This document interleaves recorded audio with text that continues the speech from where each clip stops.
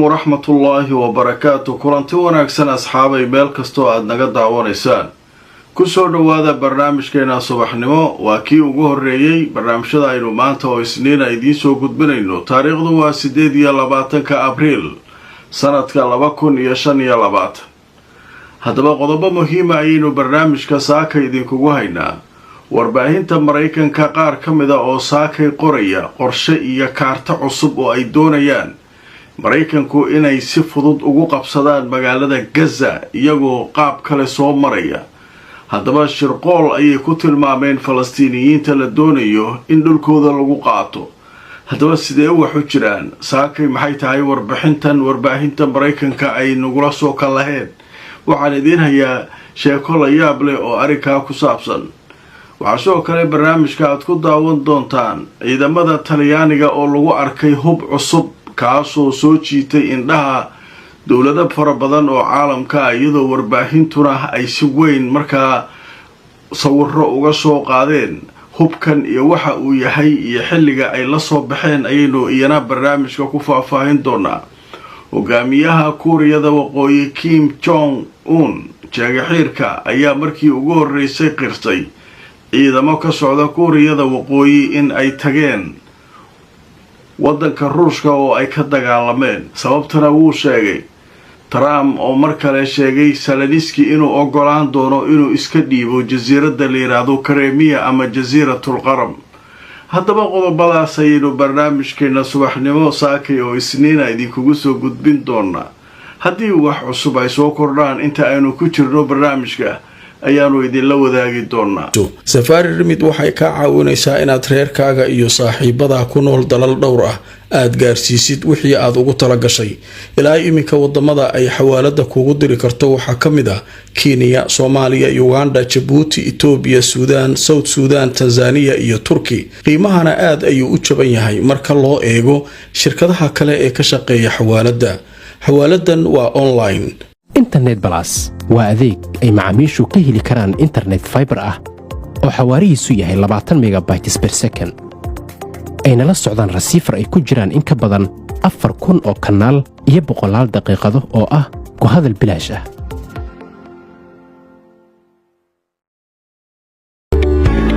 dhammaan bulshada waxaa lala socodsiinayaa gaar ahaan magaalada London in xarunta dhinaca caafimaadka French and Overseas Clinic ay ku taalo meel aan ka fogeyn stationka tareenka ee Baker Street ee bartamaha magaalada London halka waxaa jooga dhaqaatiir kala duwan oo ka daaweynaya cudurro ay kamid yihiin kuwa maqaarka kuwa carruurta kuwa haweenka iyo cudurrada guud dhaqaatiirta halka ka howlgashay howladaanaduba waxay diyaar u yihiin inay wixii caafimaad ay kula qabtaan kulanti wanaagsan asxaabay meel kastoo aad naga daawanaysaan kusoo dhowaada mar kale barnaamijkeena subaxnimo saakay waa subaxnimo isniina qodobo muhiima ayaynu barnaamijka ku faaqidi doonaa haddaba ugu horeyn waxaynu ku bilaabaynaa goordhow Xuutiyiinta waddanka Yemen ayaa soo saaray warbixin ay ku leeyihiin ciidamada Mareykanka saacadihii la soo dhaafay duqeymo ay ka fuliyeen magaalada Sanca ee caasimadda waddankaasi Yemen in ay ku dileen 8 qof oo ay ku jiraan caruur iyo haween sida ay yiraahdeen waxayna sheegeen in dadka rayidka oo la beegsado aanay ahayn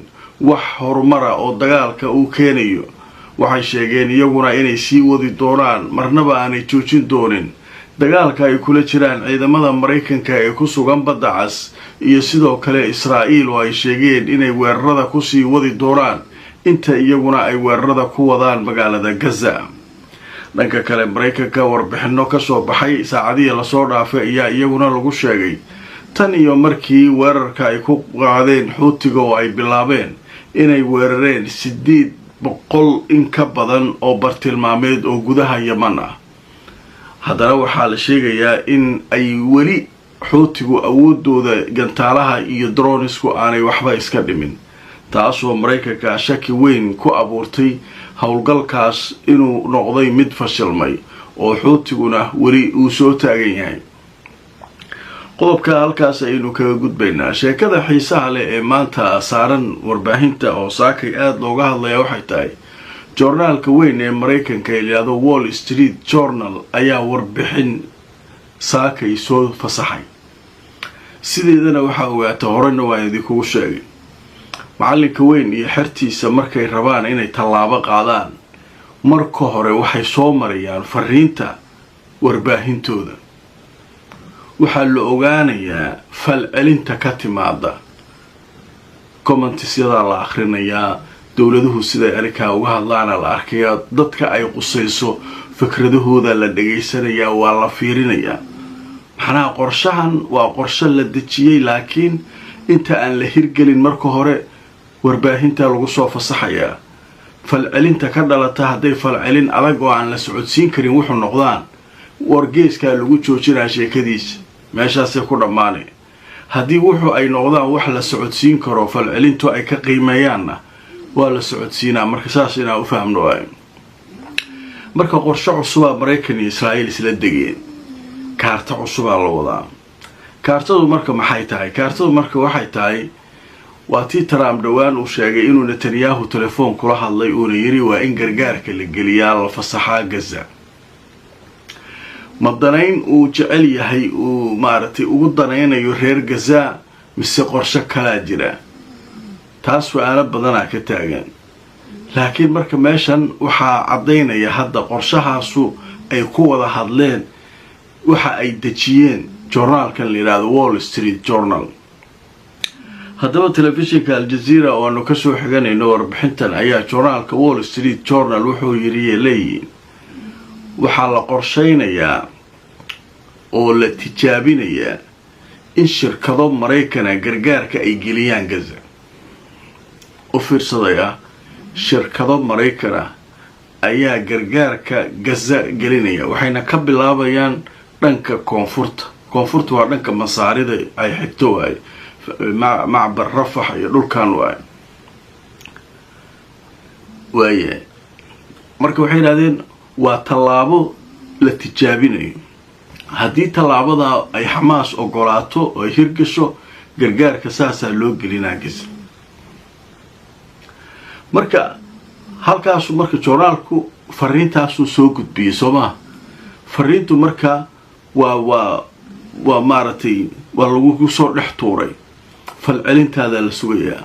marka dadka wax falanqeynaya Al Jazeera oo kale ay wareysanaysay sheekadan waxay leeyihiin, dadka aqoonyahanka ah wax falanqeynaya waxay leeyihiin hal arina meesha jirtay yiraahdeen. shirkada Maraykan gargaar maxaa ka galay? gargaarka hay-adaha ka shaqeeya, hay-adahaasu waa adduunka dhan isku raacsan. waxaa ka mid ah hay-adaha UN-ka, hay-adan Honor waa la leeyahay ee maartay gargaarka qaabilsan, kuwa kale hay-ada fara badan gargaarka ka shaqeeya oo dad gargaarka ka shaqeeyo adduunka og yahay jira. shirkadahan Maraykanka ee gargaaray geynayaan Gaza la leeyahay waxay yiraahdeen meeshaas waxbaa ku jira yiraahdeen. shirkadaha marka gargaarka maxaa gargaar hadiiba la gelinaa, dadkii ka shaqayn jiray joogay, hay-adihii ka shaqayn jiray oo xafiisyada ku lahaa Gaza oo dareer Gaza caawin jiray wixii oo dhan jooga, gargaarka baa loo dhiibo la geliyo. may Israa'iil hadii daaliir hay-adahaas oo dhan Israa'iil waxay tiri waa ka shakinay ma soo galayaan. u fiirsada meesha khiyaanada. marka waxay leeyihiin meesha khiyaana ku jirtay leeyihiin, khiyaana ku jirta, laakiin waxaan hubnaayay leeyihiin reer Gaza inaan la gaadi karin. marka jaam u jeedaa falcelintii waa bilaabatay, miidiya waa ka doodayaa. mar dhowna waxaa soo hadli doona Xamaas iyo qolooyinkan iyaguna muqaawamada way ka soo jawaabi doonaan. falcelintii marka waa la fiirinaya, marka waa lagu kasbeynaya. marka waxaa leeyahay waa tallaabo tijaabo ah. shirkada Maraykan qandaraaska la siinaya iyagaa gargaarka geynaya. maxaa shirkad gargaar maxaa ka galay?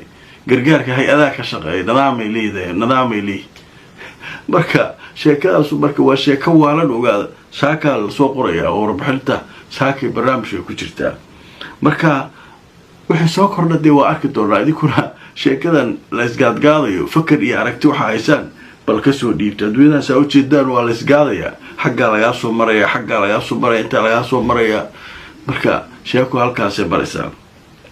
qodobka kale ee barnaamijkeena subaxnimo saaka aynu ku soo qaadanayno wuxuu yahay meediyaha adduunka ayaa aad wuxuu uga hadlayaa hub lagu arkay ciidamada Talyaaniga.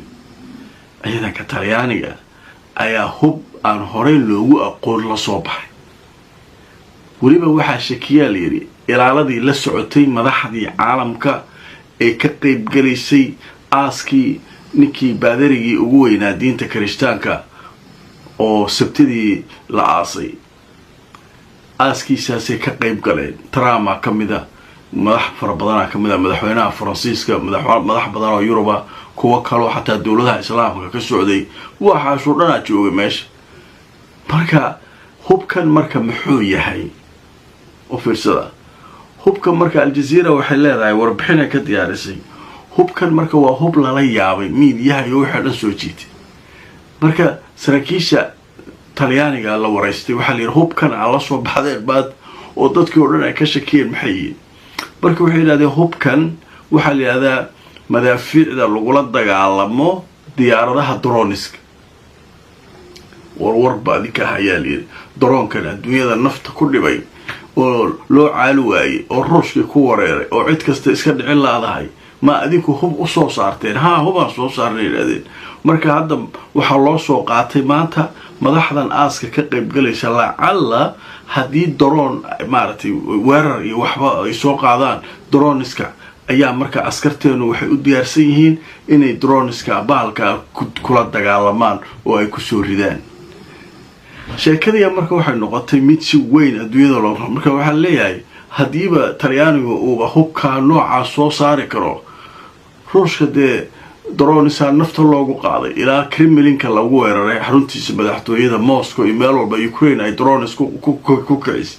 marka wax sida u fududba dronka haduu yahay Israa'iil way soo daadin lahayd oo maartay droneskan maalin walba Xuutiga iyo Iraaqiyiinta iyo waxa dhan iyo Xisbullah ilaa gurigii Netanyahu drone la dhexgeliyay waa ogtiin intuu dagaalku socday waxyaabihii aan soo marnay.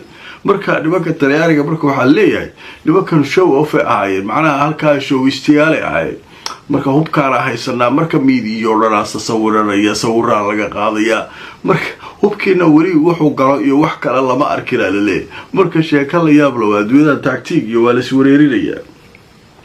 qodobka kale ee barnaamijka subaxnimo ee saaka aan idinku soo gudbinayno wuxuu yahay Kuuriyada Waqooyi ayaa waxay sheegtay markii ugu horeysay ciidan iyadu ay dirtay oo Ruushka tagay inay ka dagaalameen gobolka yiraahdo Kursk kaasoo ay qabsadeen xilligaas Ukrainiyiinta laakiin markii dambe laga saaray. idaacadda dawladda taageerta ee waddanka koonfurta ee Waqooyiga Kuuriya ayaa sheegtay sheekadaas. marka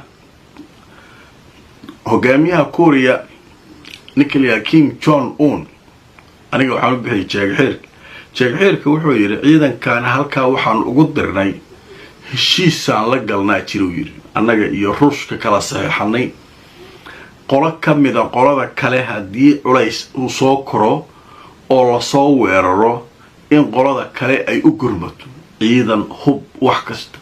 heshiiskaas noo yaalo waa heshiiska Iran iyo Ruushka u yaalo kala waay. heshiiska u yaala Ruushka iyo Kuuriyada Waqooyi. Ruushka juniorka dhan waa soo aruursaday. marka Iran iyo Kuuriyada Waqooyi iyo China iyo alaabtan kooxdan gaabagaabayda caadi ma ahan oo isku soo Ruushka oo heshiisyada la galay.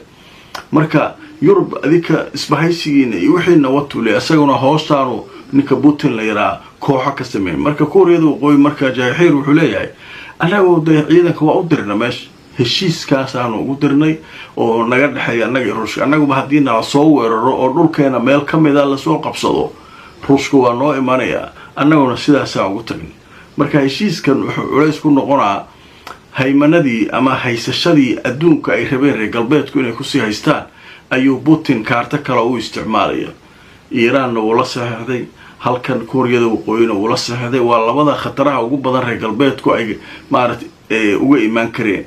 macnaha Mareykan Kuuriyada Waqooyi oo meesha ka saaro si Japan oo xulafala ah iyo Kuuriyada Koonfureed ay nabadgelyo iyo raaxo ugu noolaadaan. halkan Iran inuu cuno si Israa'iil iyo dawladaha kale ee Carabta iyo Khaliijka oo iska dhuuqo iyaguna inay maartay nabad ku noolaadaan.